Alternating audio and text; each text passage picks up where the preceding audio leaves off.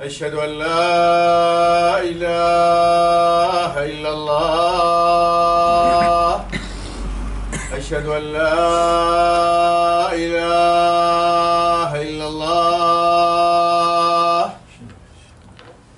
أشهد أن محمد رسول الله أشهد أن محمد رسول الله حي على الصلاة حي على الصلاة حي على الفلاح حي على الفلاح الله أكبر الله أكبر لا إله إلا الله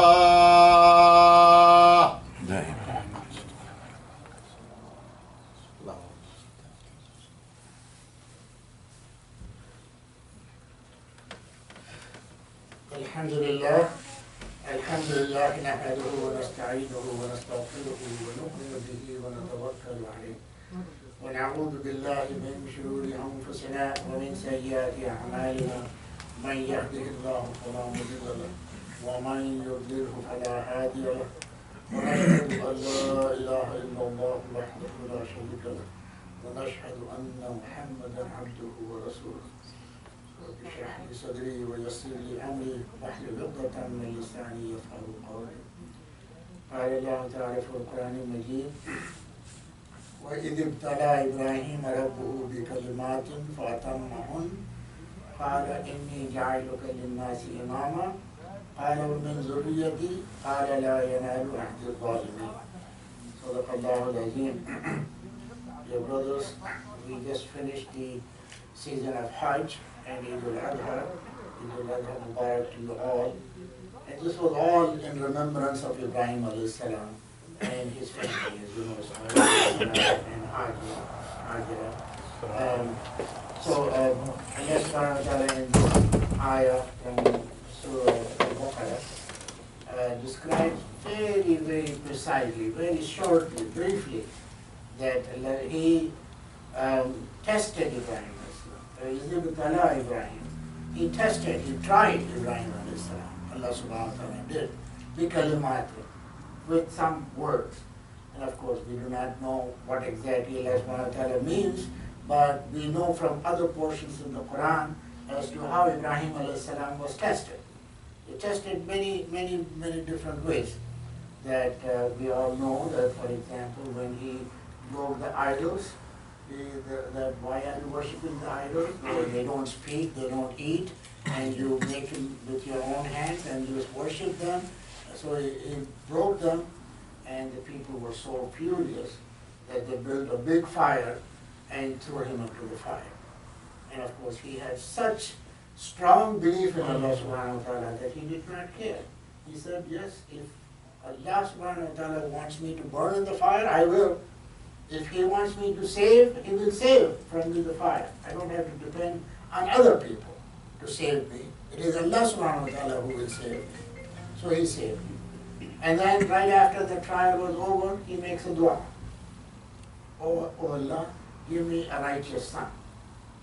And Allah subhanahu wa ta'ala grants him this wish and gives him a son. Ismail alayhi salam, you know, was a very, of course, he became a prophet himself later on. So when the baby was born, and there comes another test of Ibrahim alayhi salam, that Allah subhanahu wa ta'ala tells him to leave the mother and the baby in the desert, in the valley of Makkah. There was nothing. It was not like today. There was nothing.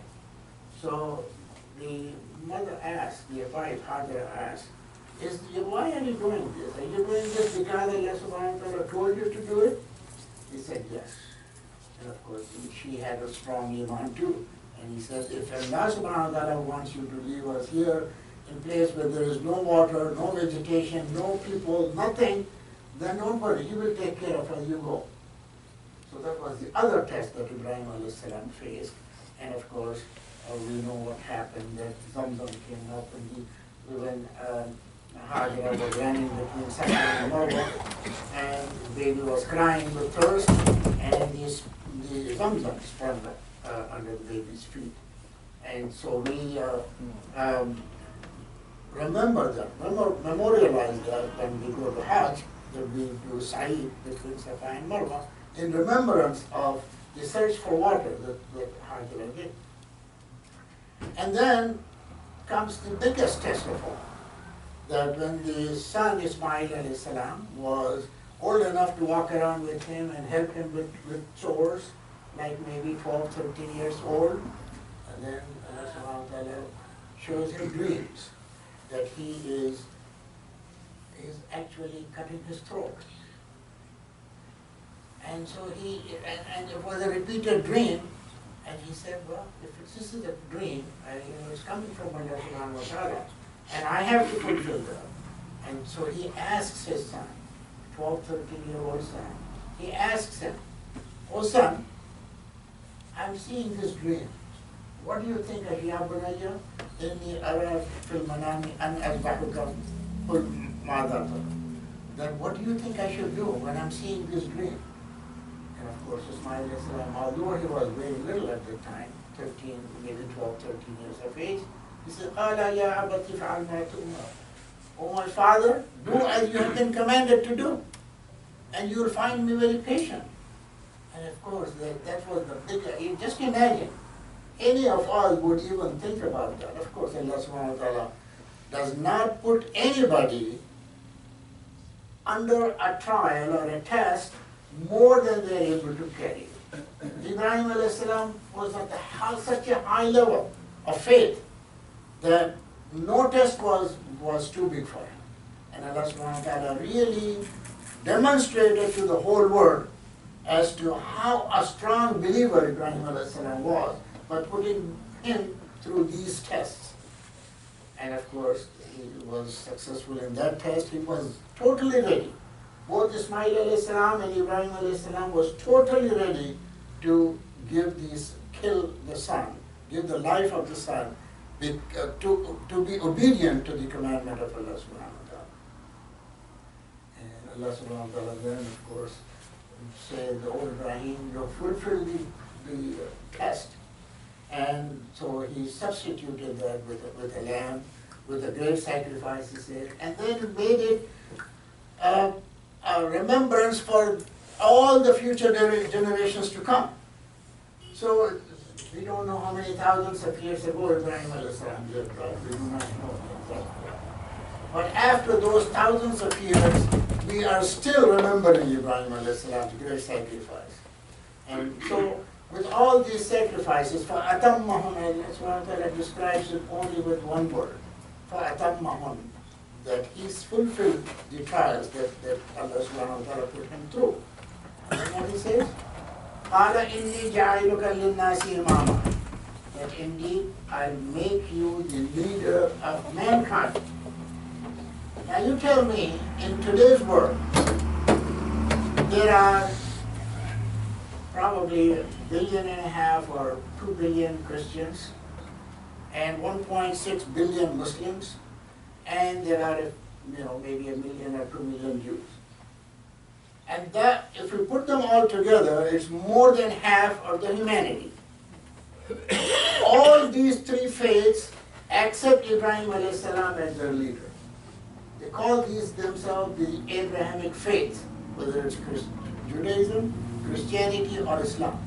So you know that Allah subhanahu wa ta'ala's promise has come true in such a huge way that nobody else can claim to be such a leader as Ibrahim alayhi salam. Nobody has been accepted as Ibrahim alayhi salam has been accepted as the leader of humanity.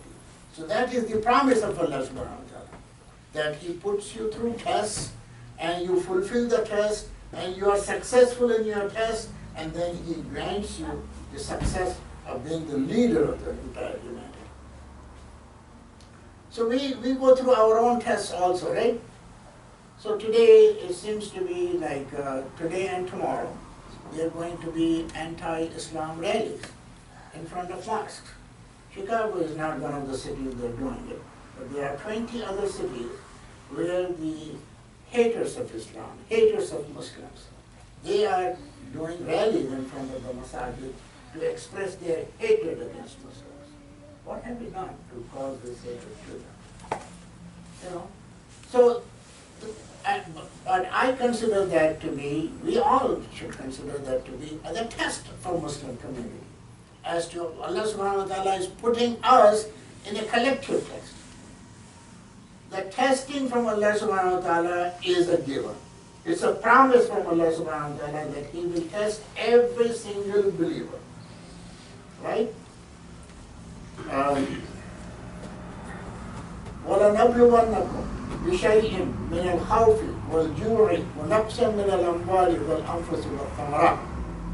This is Allah subhanahu wa ta'ala's promise that we will indeed test you with fear, maybe with loss of produce, with maybe loss of life of your family members, maybe loss of your own life. Many different ways, one of those different ways, He will test you. This is Allah subhanahu wa ta'ala's promise. That if you say, I believe, that's not enough to say by words that you believe. You have to prove your belief. When Allah subhanahu wa ta'ala puts you through a test, are you going to panic and say that, oh, why did Allah subhanahu wa ta'ala put me through this? What did I do wrong? Why is He doing this? We know that Prophet Muhammad sallallahu alaihi wasallam was put through tests. Right? No, so many tests. There's nothing. I mean, these rallies outside our mosques are nothing compared to what Prophet Muhammad sallallahu alaihi wasallam went through. We all know that. We all know that.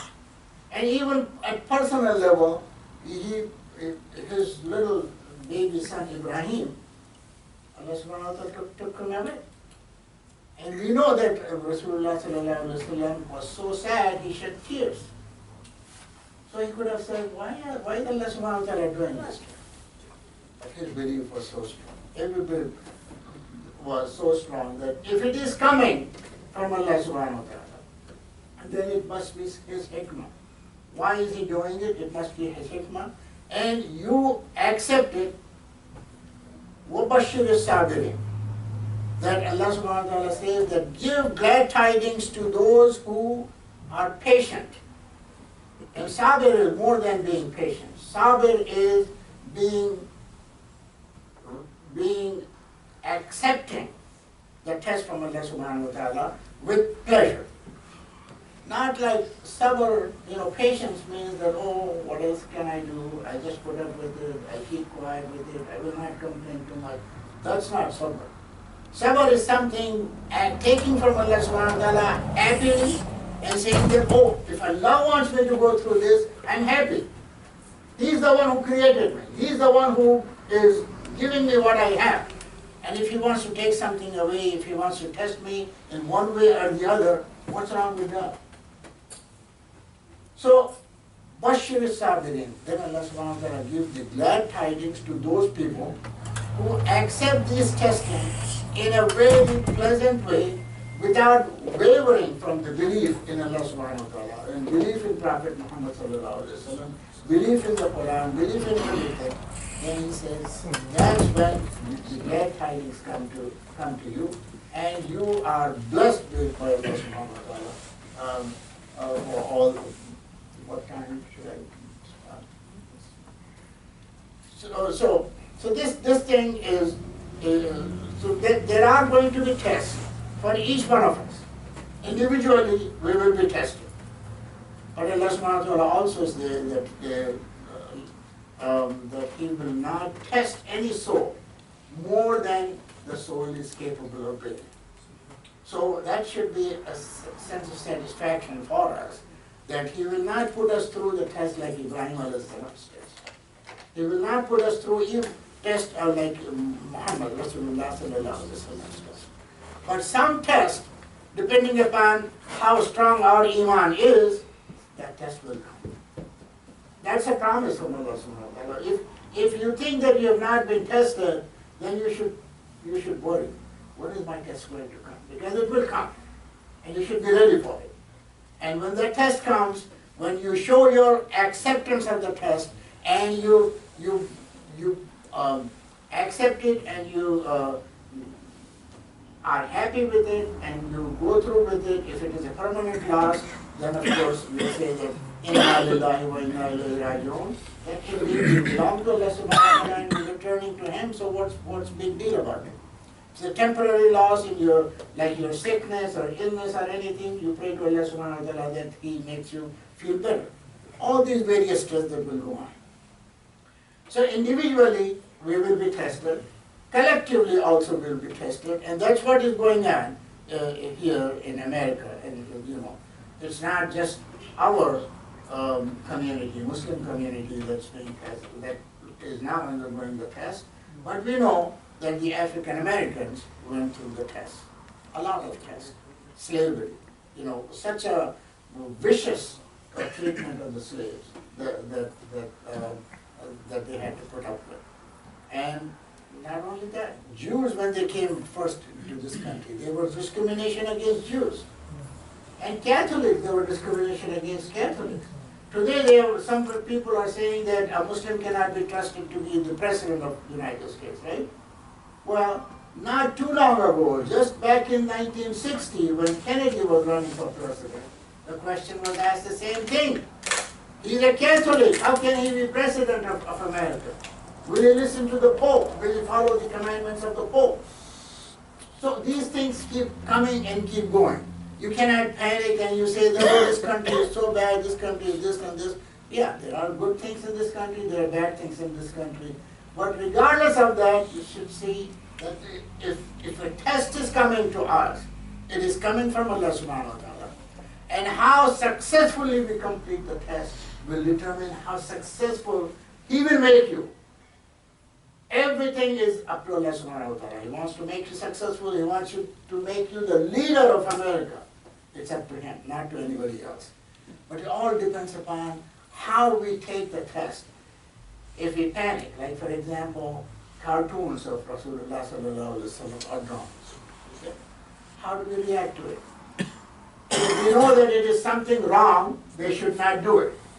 And Prophet Muhammad sallallahu alaihi wasallam has told us that when something wrong is happening, change it.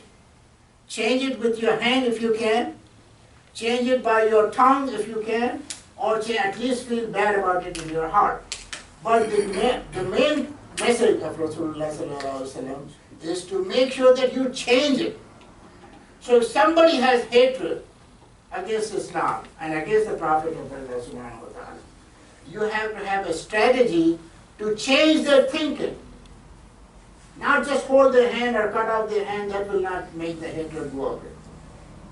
But change them, educate them about Islam, educate them about Prophet Muhammad sallallahu alaihi wasallam as to how great a human being he was and what he was being given to the world. All those things, if you convince somebody that they should not really be humiliating the Prophet or trying to humiliate them, they will not. Allah subhanahu wa ta'ala gave a lot of respect to Rasulullah sallallahu alaihi wasallam. Nobody can take that away. But if somebody has that hatred, then it's our job to make a strategy that changes their thinking from hatred to positive feeling. And that's what, so it's very important for us to do the right thing in order to change the image of Islam and Muslims here in this country. And if we are successful, then you know that Allah subhanahu wa ta'ala has promised that if you are good, mu'min, obedient servants of Allah subhanahu wa ta'ala, the leadership belongs to you. The leadership belongs to you. And we got to not just hide someplace and say that Allah subhanahu wa ta'ala will take care of it. No. He wants you to do your part before Allah subhanahu wa ta'ala will do His part. So you got to demonstrate yourself as to how good you are. If you're a businessman, you prove your honesty beyond anybody's doubt. If all the Muslim businessmen in the city were very honest and very trustworthy and not cheating anybody whatsoever, then all the Muslim businessmen will earn the reputation that yes, you want to do business with a Muslim.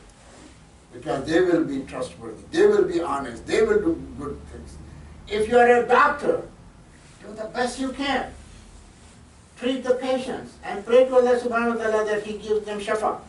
And then people will know that, oh, there's a Muslim doctor, they should go to a Muslim doctor because we work hard to do it. All these things are needed to establish the good reputation of Islam and Muslims here in this country.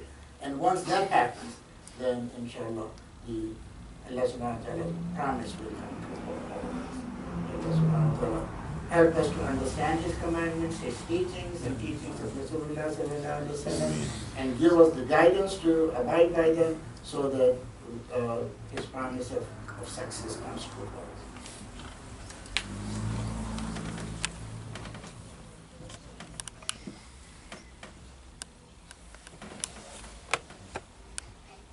الحمد لله رب العالمين وقال الله تعالى في القرآن المجيد أعوذ بالله من الشيطان الرجيم إن الله وملائكته يصلون على النبي يا أيها الذين آمنوا صلوا عليه وسلموا تسليما اللهم صل على سيدنا محمد وعلى آل سيدنا محمد كما صليت على سيدنا إبراهيم وعلى آل سيدنا إبراهيم إنك حميد مجيد اللهم بارك على سيدنا محمد وعلى آل سيدنا محمد كما باركت على سيدنا إبراهيم وعلى آل سيدنا إبراهيم إنك حميد مجيد.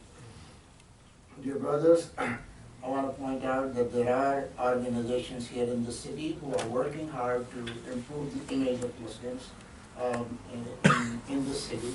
And if every city works the same way, it will happen the same way all over the United States. And you need to join their efforts, you need to contribute to those efforts so that the image of Muslim changes from bad image to good image, and your contribution, your participation in it will make it happen soon. ربنا آتنا في الدنيا حسنة وفي الآخرة حسنة وقنا عذاب النار ربنا فاغفر لنا ذنوبنا وكفر عنا سيئاتنا وتوفنا مع الأبرار اللهم أعز الإسلام والمسلمين اللهم انصر من نصر دين محمد صلى الله عليه وسلم وتعلم منهم واخذل من قتل دين محمد صلى الله عليه وسلم ولا تجعلنا عباد الله رحمكم الله إن الله يأمر بالعدل والإحسان وإيتاء ذي القربى وينهى عن الفحشاء والمنكر والبغي يعظكم لعلكم تذكرون اذكروا الله يذكركم وادعوه يستجب لكم ولذكر الله تعالى أعلى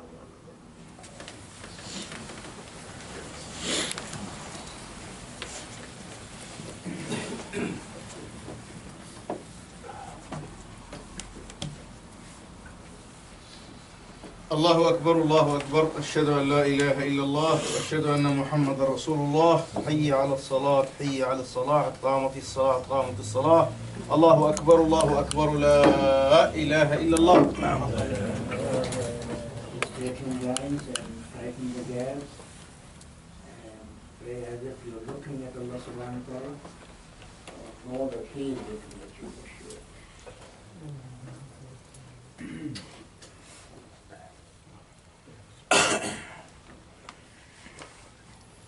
الله أكبر الله أكبر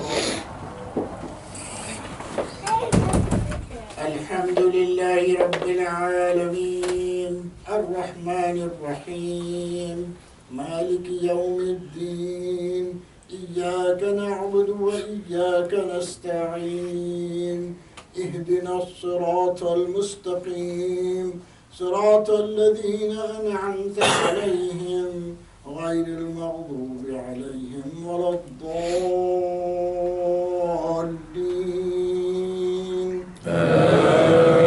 آمين أفحسب الذين كفروا أن يتخذوا عبادي من دوني أولياء إنا أعتدنا جهنم للكافرين نزلا قل هل ننبئكم بالأخسرين أعمالا الذين ضل سعيهم في الحياة الدنيا وهم يحسبون أنهم يحسنون صنعا أولئك الذين كفروا بآيات ربهم ولقائه فحبطت أعمالهم فلا نقيم لهم يوم القيامة وزنا ذلك جزاؤهم جهنم بما كفروا واتخذوا آياتي ورسلي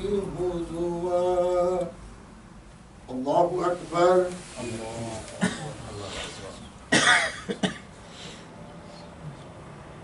سمع الله لمن حمده.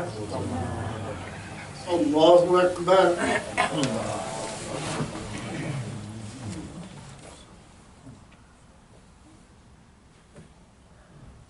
الله أكبر. الله أكبر.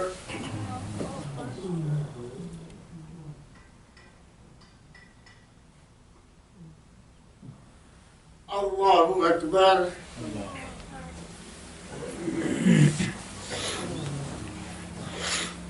الحمد لله رب العالمين الرحمن الرحيم مالك يوم الدين إياك نعبد وإياك نستعين اهدنا الصراط المستقيم صراط الذين أنعمت عليهم غير المغضوب عليهم ولا الضالين.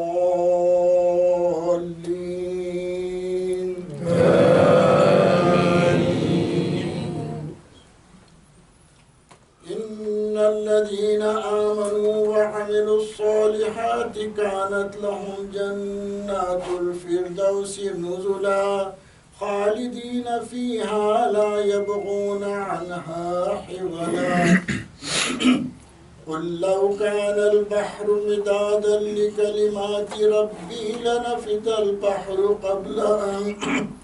قبل أن تنفد كلمات ربي ولو جئنا بمثله مددا.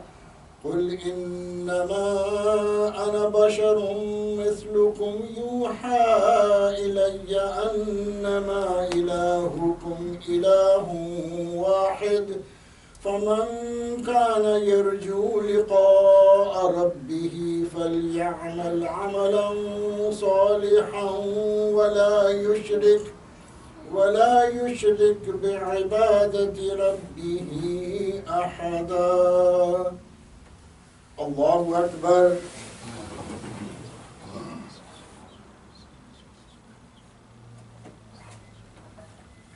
سمع الله لمن حمده. الله أكبر.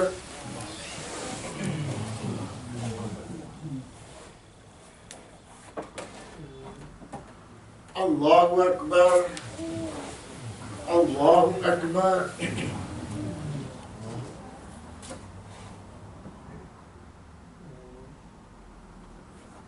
الله أكبر. الله أكبر.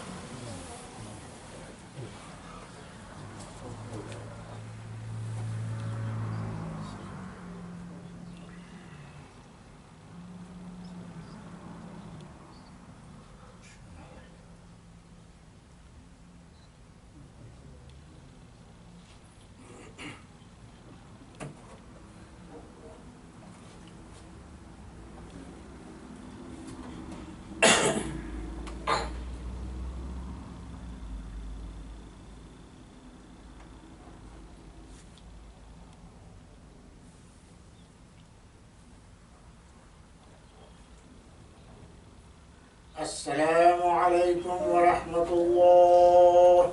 السلام عليكم ورحمة الله. السلام عليكم.